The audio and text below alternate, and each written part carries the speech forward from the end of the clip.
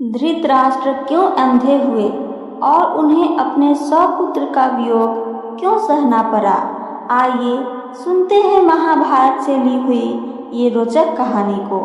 महाभारत का युद्ध समाप्त हो चुका था।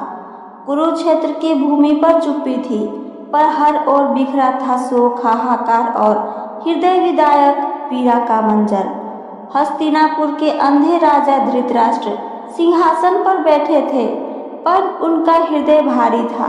उन्होंने अपना सब कुछ खो दिया था, राज्य का वैभव, गौरव और सबसे बढ़कर अपने सौपुत्र।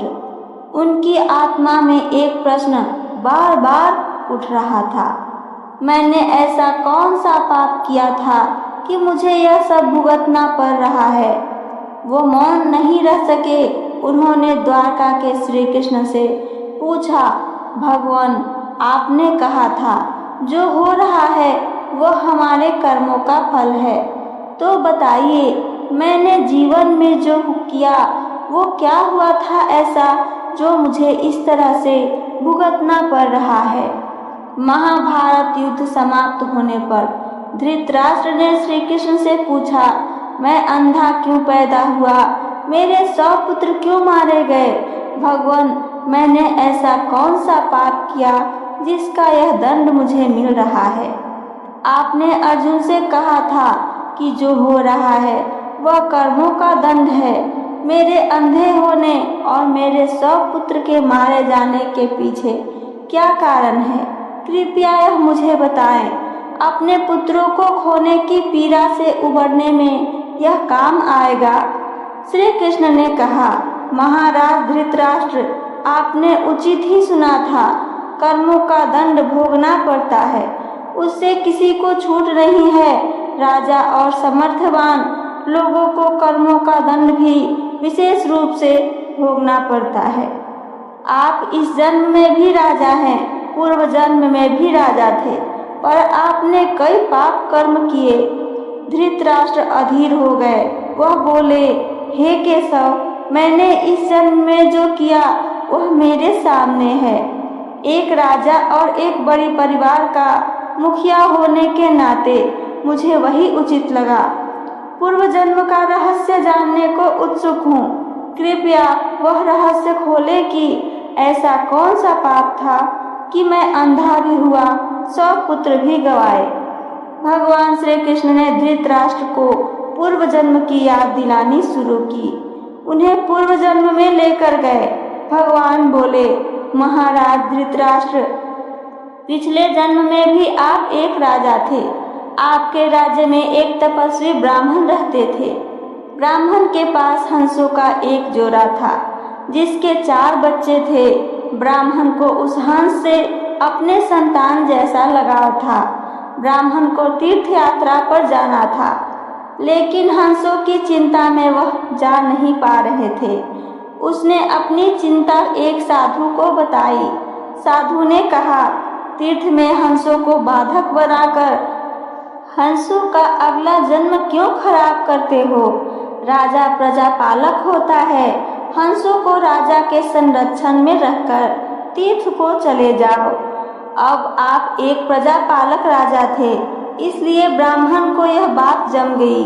वह आपके पास आया और अपनी सारी परेशानी कह सुनाई।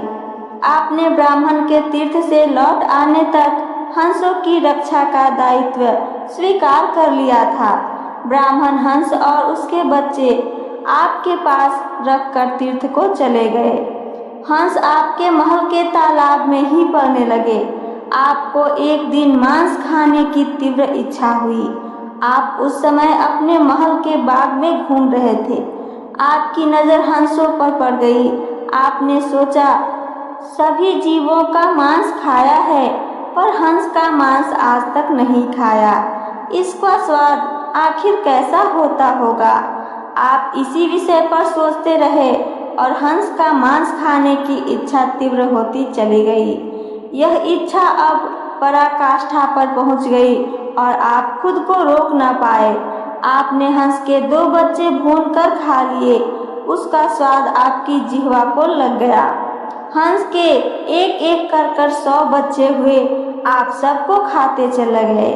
अंततः हंस का जोड़ा संतानहीन होकर दुख में मर गया। कई साल बाद वह ब्राह्मण तीर्थ यात्रा से लौटा और आपके पास आया। उसने आपसे अपने हंसों के बारे में पूछा। हंस तो आपके लोभ की बलि चढ़ चुके थे। प्रजापालक राजा यह कैसे कहता कि उसने अपने प्रजा की संपत्ति को चुपके से लूट ली, इसलिए आपने ब्राह्मण से कह दिए कि हंस बीमार होकर मर गए। ब्राह्मण दंपति आप पर पूरा भरोसा करता था। उसने आपकी बात मान ली और विलाप करते घर चले गए। महाराज धृतराष्ट्र, आपने हंस के बच्चों को खाकर और फिर झूठ बोलकर एक साथ कई अपराध किए। तीर्थ यात्रा पर गए उस व्यक्ति के साथ विश्वासघात किया जिसने आप पर विश्वास किया था। आपने प्रजा की धरोहर में डाका डालकर राजधर्म भी नहीं निभाया। जिह्वा के लालच में पड़कर हंस के 100 बच्चे भूनकर खा गए जो आपके पास आश्रय के लिए आए थे। इस तरह आपने उस असहाय का वध किया जिसे आपने आश्रय दिया था। यह बहुत बड़ा पाप है। हे राजन, इस घोर पाप कर्मों का आपको दंड मिला। जैसे आपने जिह्वा के लालच में हंस के 100 बच्चे मारे, वैसे ही आपके 100 पुत्र हुए, लालच में पड़कर मारे गए। उन सब की जिह्वा भी आवश्यकता से अधिक उदंड थी। जिसने आप पर आंख मूंदकर भरोसा किया, उस तीर्थयात्री से आपने झूठ बोला और राजधर्म का पालन नहीं किया।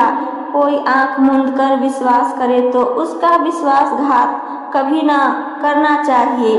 इसी विश्वासघात के कारण आप अंधे और राजकाज में विफल व्यक्ति हो गए।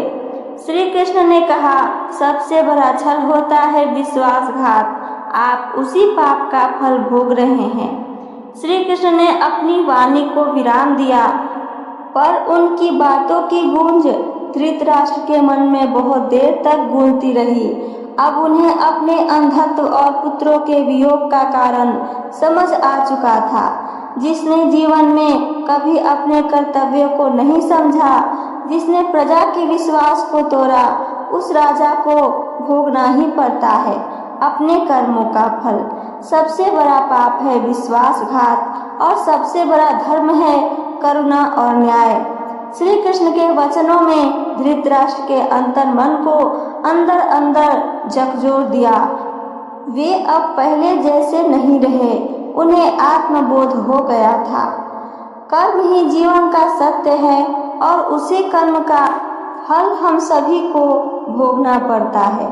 तो ये थी मेरी आज की महाभारत से ली हुई कथा। मेरी कथा आप सबको पसंद आई हो तो चैनल को सब्सक्राइब करके वीडियो को लाइक करना ना भूलें। साथ साथ बेल आइकन को भी दबाएं ताकि मेरी हर वीडियो की जानकारी सबसे पहले आप सब तक पहुंचे। अपना लाइक करना ना भूलें। सुनने के लिए धन्यवाद। जय श्री कृष्ण। राधे राधे।